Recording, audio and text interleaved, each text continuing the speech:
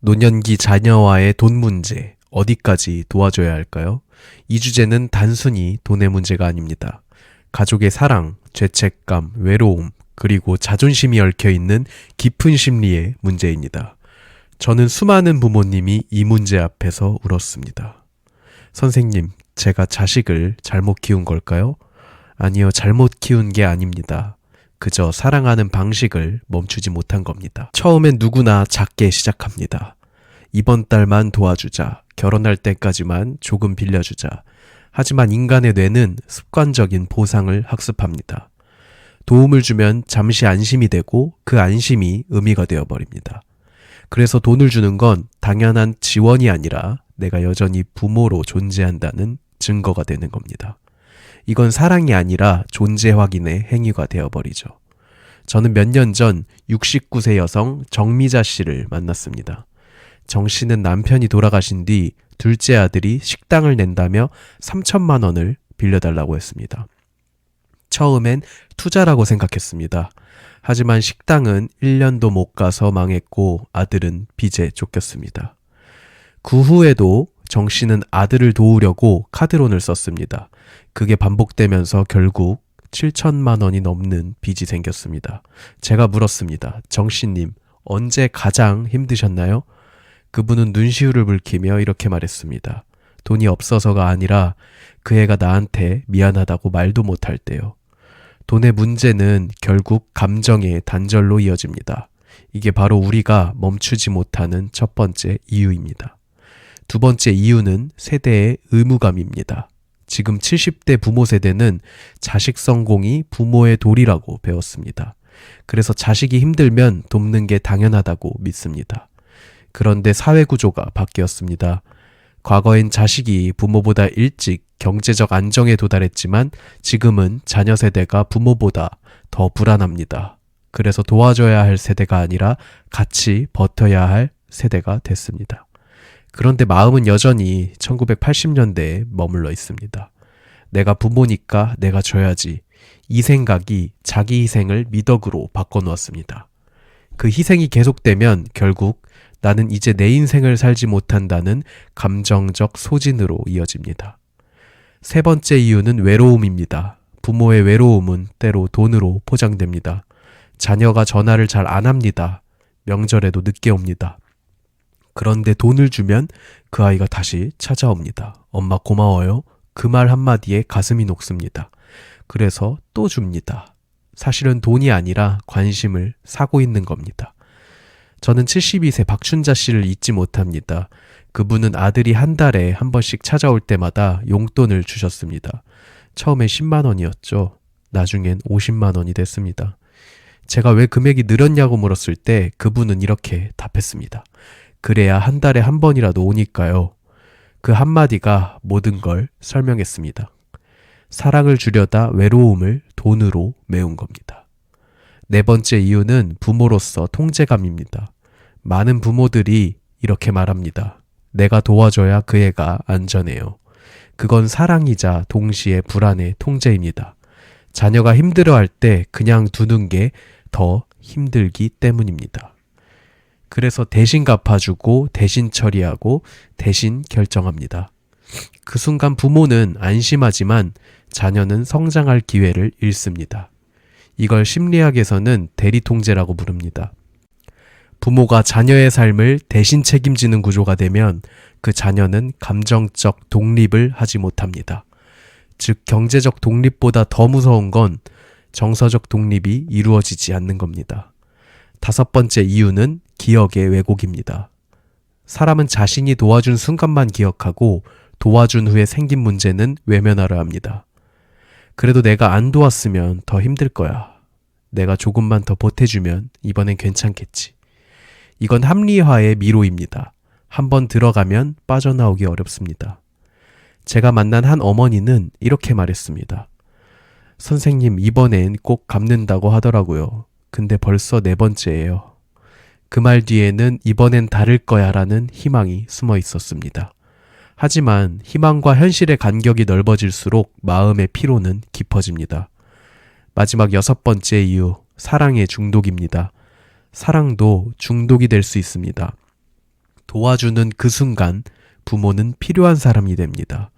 그게 기쁨이자 존재의 의미가 됩니다. 그래서 멈출 수 없습니다. 그건 사랑이 아니라 존재의 유지행위입니다. 한 70세 아버지가 저에게 말했습니다. 아들이 돈 달라 할 때가 제일 좋습니다. 그땐 제가 아직 쓸모있는 사람이니까요. 그 말을 들었을 때 제 가슴이 먹먹해졌습니다. 그 아버지는 사랑을 나누고 싶었던 게 아니라 쓸모를 느끼고 싶었던 겁니다. 이건 나약함이 아닙니다. 그만큼 사랑이 깊다는 증거입니다. 하지만 그 사랑이 방향을 잃으면 그건 돕는 사랑이 아니라 묶는 사랑이 되어버립니다. 우리는 언제부터 도와주는 게 아니라 떠맡기 시작했을까요? 이 질문을 던지는 순간부터 관계는 회복을 향해 움직입니다. 부모와 자녀 사이의 경계는 단 한 번에 무너지지 않습니다.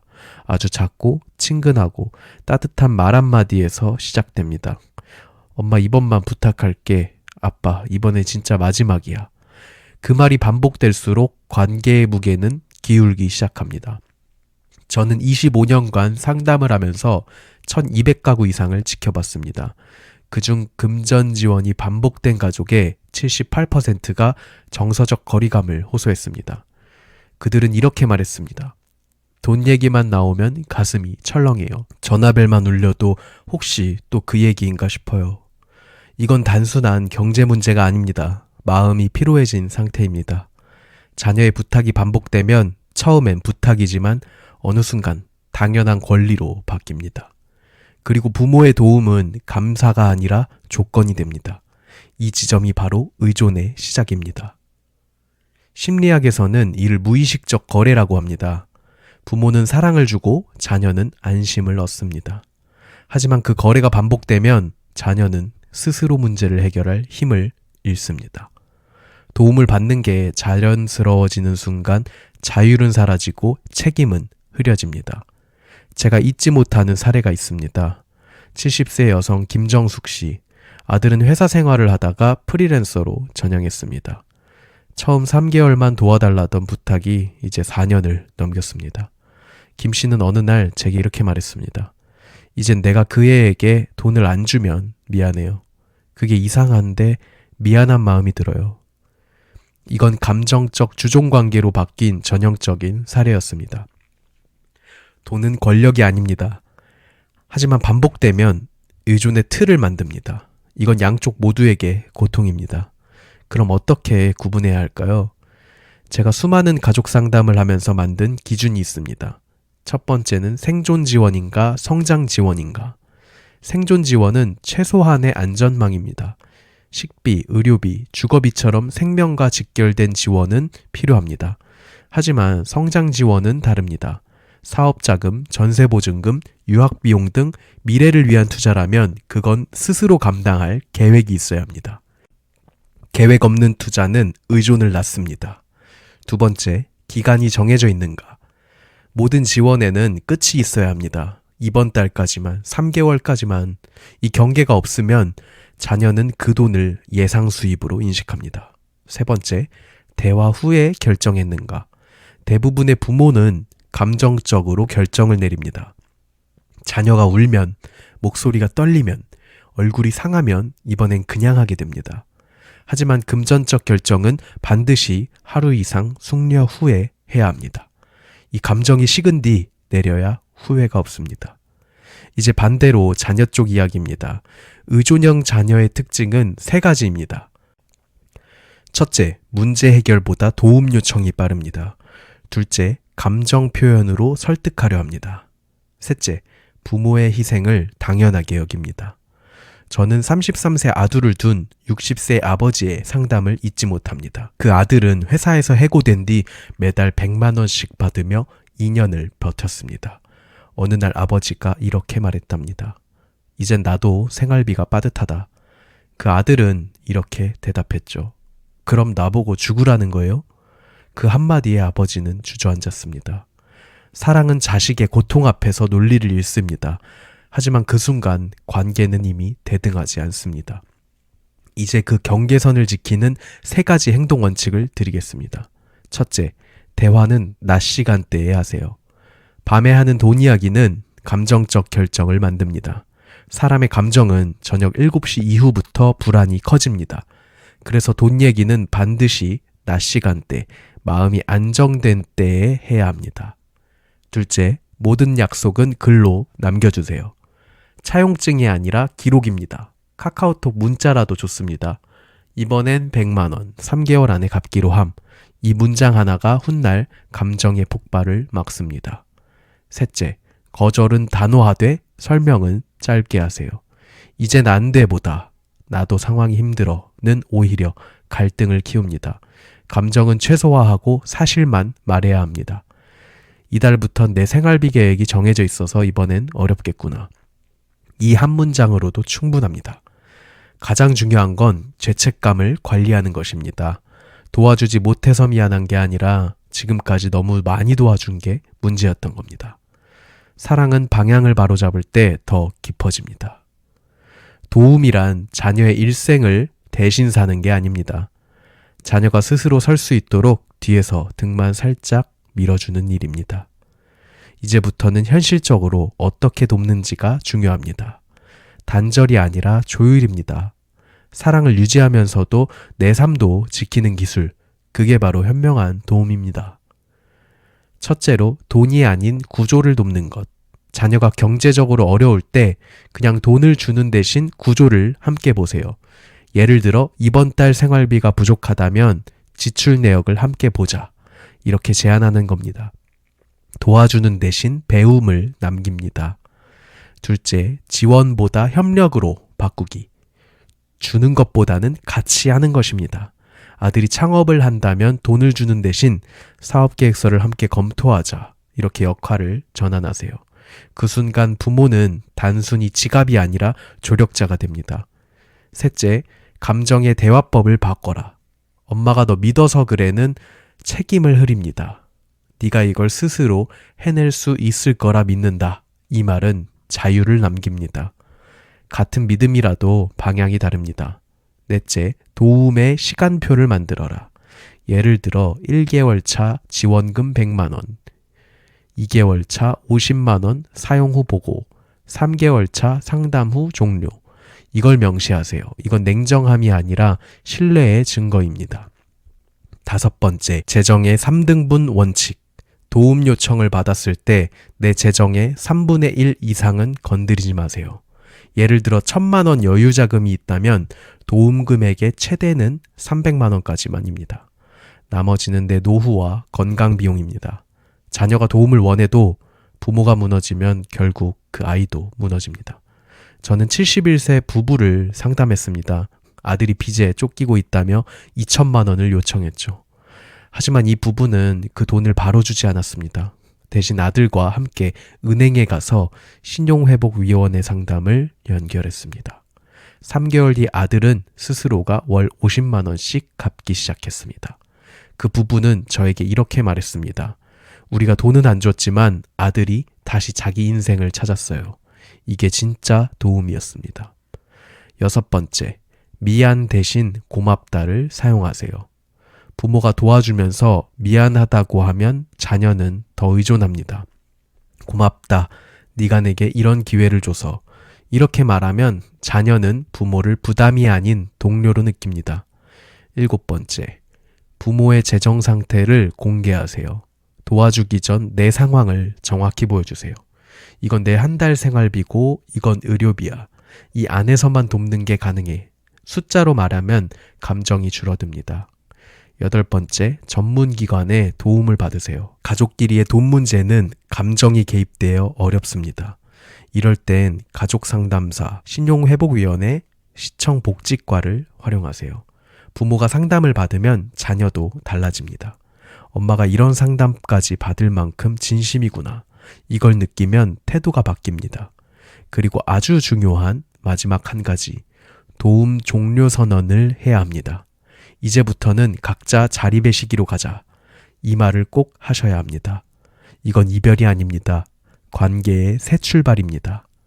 도움을 끊는 건 싸움이 아닙니다. 사랑의 모양을 바꾸는 일입니다. 이미 많이 도와서 후회가 남는 분들, 이제는 돌이킬 수 없다 생각하실 수도 있습니다. 하지만 절대 그렇지 않습니다. 당신은 지금부터 다시 시작할 수 있습니다. 첫째, 감정 정리 단계. 가장 먼저 내가 왜 그 돈을 줬는가를 적어보세요. 불쌍해서, 미안해서, 사랑해서. 이 이유를 적는 것만으로도 감정의 실체가 보입니다. 그 다음엔 이렇게 써보세요. 그 결과 나는 지금 어떤 기분인가? 후회된다, 허탈하다, 이젠 무섭다. 그 단어들을 쓰는 순간 당신의 마음은 객관화됩니다. 둘째, 재정구조 재설계. 이미 지출된 돈은 돌아오지 않아도 구조를 바꾸면 회복할 수 있습니다. 금융비용 줄이기, 보험 2개 이상 중복 해약, 복지 지원 확인, 기초연금, 교통, 의료 바우처, LH 지자체 임대 전환, 이렇게만 해도 한 달 20만 원 이상 절약됩니다. 셋째, 감정 에너지의 전환. 자녀를 향한 죄책감을 배움으로 바꾸세요. 새로운 취미, 봉사활동, 지역 학교, 강좌 참여. 그 에너지가 내면의 회복을 만듭니다. 실제로 이런 전환을 한 분들의 정서 회복률은 84%에 도달했습니다. 저는 72세 남성 박종우 씨의 이 사연을 잊지 못합니다. 아들에게 5천만 원을 빌려줬다가 연락이 끊겼습니다. 3년간 우울증 약을 드시다가 복지관의 미술교실을 시작하셨죠. 지금은 그 그림을 팔아서 매달 30만 원 정도의 수입을 얻습니다. 그분이 제게 이렇게 말했습니다. 선생님, 아들한테 돈은 잃었지만 내 인생은 되찾았어요. 그 웃음에는 다시 나를 회복한 평안이 있었습니다. 넷째, 관계의 재정립 대화. 이건 자녀와 화해하는 과정입니다. 이제 서로의 삶을 존중하며 지내자. 내가 너를 미워했던 게 아니라 너를 너무 사랑했기에 힘들었어. 이 말 한마디로 관계는 다시 열립니다. 돈보다 큰 건 진심의 대화입니다. 다섯째, 미래를 위한 결단. 지금부터는 준비하는 사랑을 선택해야 합니다. 유언장 대신에 가족 생활 계획서를 작성하고 재산보다 지식과 가치관을 물려줄 수 있는 준비를 하십시오. 그리고 마지막으로 나 없는 자리에서도 자녀가 설 수 있는 방법을 고민하세요. 당신은 실패한 부모가 아닙니다. 단지 너무 오래 사랑하신 겁니다. 하지만 이제 그 사랑의 방향을 바꿀 때입니다. 당신이 스스로를 지키는 모습이 자녀에게 진짜 어른의 모습을 가르치는 겁니다. 이제부터는 이렇게 다짐하세요. 내가 주는 사랑은 돈이 아니라 삶의 기준이다. 저는 지금까지 수많은 부모님과 자녀를 보며 한 가지 진실을 깨달았습니다. 돈은 관계를 망치지 않습니다. 대화의 부재가 그 관계를 망칩니다. 그리고 그 대화의 시작은 언제나 한마디였습니다. 이젠 나도 나를 좀 챙겨볼게. 그 말은 이기적인 선언이 아닙니다. 가족을 지키는 선언입니다. 이제 여러분의 차례입니다. 내 삶의 주인으로 돌아오세요. 당신의 품위와 평온은 여전히 되찾을 수 있습니다. 저 박도현이 지금까지 경험한 수많은 가족들의 이야기를 통해 여러분께 전하고 싶은 건 단 하나.